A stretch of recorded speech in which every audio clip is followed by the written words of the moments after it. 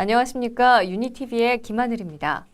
매주 화요일 전문가를 모시고 한 주간의 한반도 동향에 대해 알아보는 한반도는 지금입니다.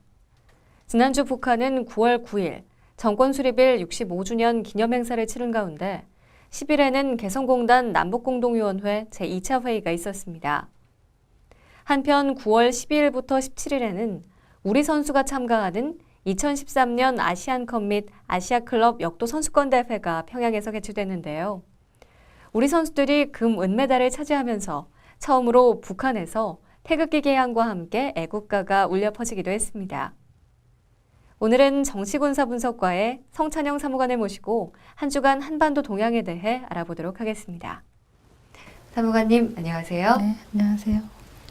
네, 지난주에는요, 북한의 구구절 행사 준비와 함께 어떤 기념일인지 알아봤는데요.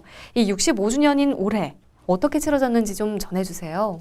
네, 북한은 지난 9월 9일 북한 정권 수립일 65주년을 맞아 김정은 조선노동당 제1비서 참석하에 김일성 광장에서 노농정의군 열병식 및 평양시 군중대회를 개최하였습니다. 조선중앙TV에서 아침 9시 40분경부터 45분간 실황중계하였는데요.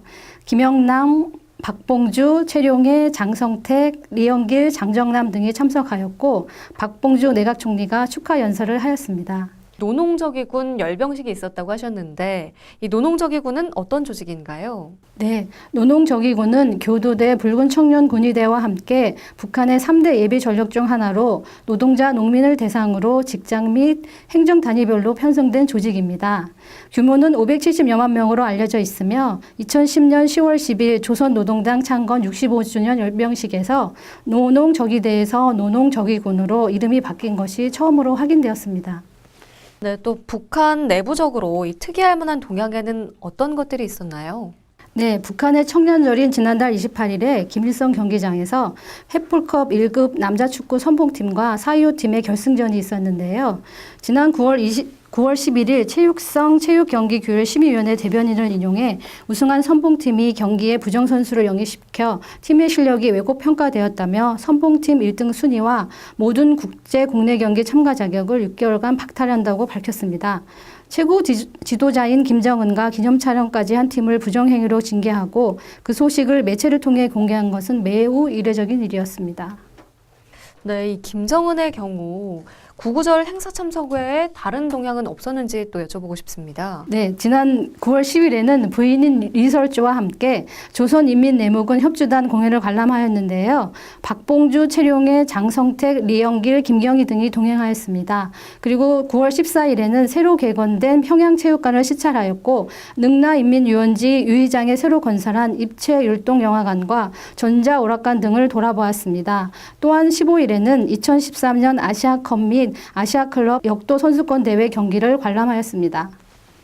네, 또 이 남북관계 관련해서는 9월 10일에 개최된 이 개성공단 남북공동위원회 제2차 회의를 빼놓을 수가 없는데요.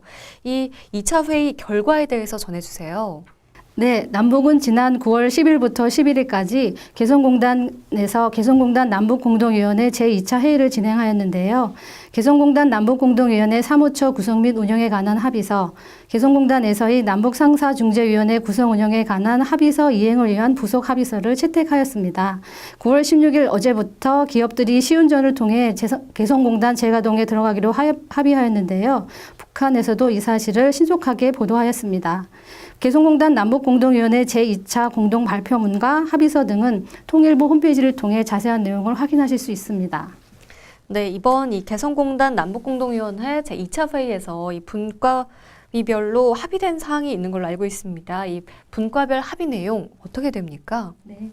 통행통신통관분과위원회에서는 금년 안에 전자조립체계 RFID를 도입하여 1일 단위 상시 통행을 실시하며 인터넷과 이동전화통신 제공을 위한 실무적 문제를 계속 협의해 나가기로 하였습니다. 국제경쟁력 분과위에서는 외국 기업 유치를 위하여 먼저 남측 지역의 외국 기업과 외국 상공인을 대상으로 투자 설명회를 10월 중에 개성공단에서 개최하기로 하였으며 출입체류 분과위에서는 개성공단에서의 개성공업지구와 금강산 관광지구 출입 및 체류에 관한 합의서의 이행과 준수를 위한 부속 합의서 안을 교환하고 협의 해결해 나가기로 하였습니다. 또 이 남북 관계에서 한 가지 감동적인 일이 있었죠. 이 북한에서 애국가가 울려 퍼졌습니다. 바로 우리 선수단이 참가한 2013년 아시안컵 및 아시아클럽 역도 선수권 대회였지요. 이 자세한 소식 전해주세요. 네, 2013년 아시안컵 및 아시아클럽 역도 선수권 대회가 9월 12일부터 17일까지 평양 류경 정주영 체육관에서 개최되고 있습니다. 대회 시작 전부터 우리나라 선수가 우승할 경우 평양에서 태극기가 개양되고 애국가가 울려 퍼지게 될지에 대해 관심이 상당히 높았는데요.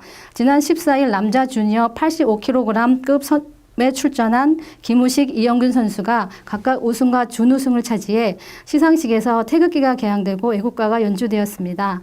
북한 조선중앙TV도 우리 선수들이 경기와 시상식을 녹화 중계하였습니다. 네, 그랬군요.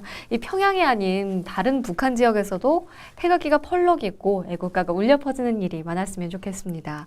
이 다음은 이산가족 상봉에 관해서 이야기 나눠볼 텐데요. 지금까지 어떻게 진행이 되고 있습니까? 네, 지난달 23일 적십자 실무 접촉에서 9월 25일부터 30일까지 금강산에서 이산가족 상봉 행사를 개최하기로 하였는데요. 지난 9월 13일 이산가족 상봉 후보자 가족의 생사 확인 결과가 담긴 회보서를 교환하였습니다. 북측이 보낸 생사 확인 결과를 남측 상봉 후보자들에게 전달하고 고령자, 직계가족 우선 원칙에 따라 최종 상봉 대상자 100명을 선정하였습니다. 네, 계속해서 이번 주 북한의 주요 행사나 일정에 대해 전해주실 순서입니다. 이 남북 간 예정된 행사들도 있죠. 네, 이번 주 9월 17일은 1991년 남북이 동시에 유엔에 가입한 날이고 21일은 2002년 북한이 신의주 특구 지정을 발표한 날입니다. 남북 관계에 있어서는 지난 12일부터 계속된 2013년 아시안컵 및 아시아클럽 역도 선수권 대회가 이번 주 17일까지 평양에서 개최됩니다. 남북은 개성공단 남북공동위원회 제3차 회의를 9월 16일 개성공단에서 진행하였고 9월 16일 판문점 연락관 채널을 통해 남북 각 100명씩 이산가족 상봉 대상자 최종 명단을 교환하였습니다. 네, 이번 한 주간 북한을 중심으로 한 전망을 살펴보겠습니다.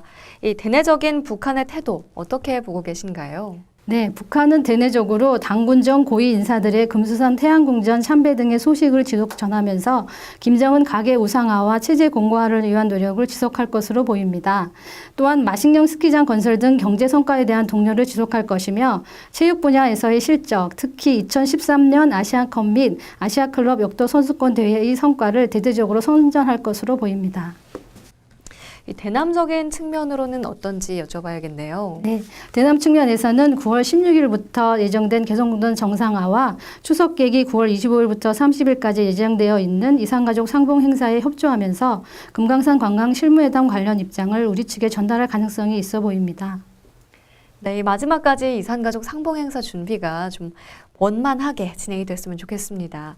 이 대외적으로는 북한의 움직임 어떻게 보고 계신가요? 네, 대외적으로는 9월 18일 베이징에서 예정되어 있는 1.5 트랙 회의 참가를 통해 미국과의 접촉을 시도하면서 중국 및 비동맹국 국가와의 협력을 강화할 것으로 보입니다.